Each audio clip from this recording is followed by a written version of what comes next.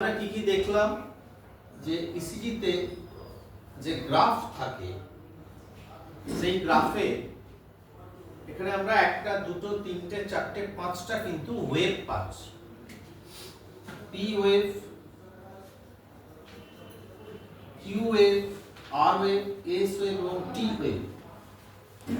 ওকে, এবং তার মধ্যে এইটা হচ্ছে আইসোইলেকট্রিক লাইন,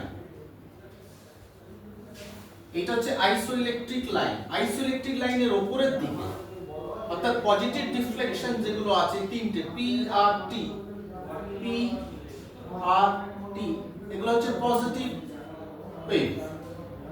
আর কিউ এবং এস এগুলো কিন্তু নেগেটিভ ওয়েভ, কারণ এদের ডিফ্লেকশনটা নিচের দিকে আছে। আইসোইলেকট্রিক লাইনের একেবারে নিচের দিকে আছে, ওই জন্য কিউ আর এস এটা হচ্ছে নেগেটিভ। এক মিনিট হলে বন্ধ। আর এটা হচ্ছে ইসিজি পেপার।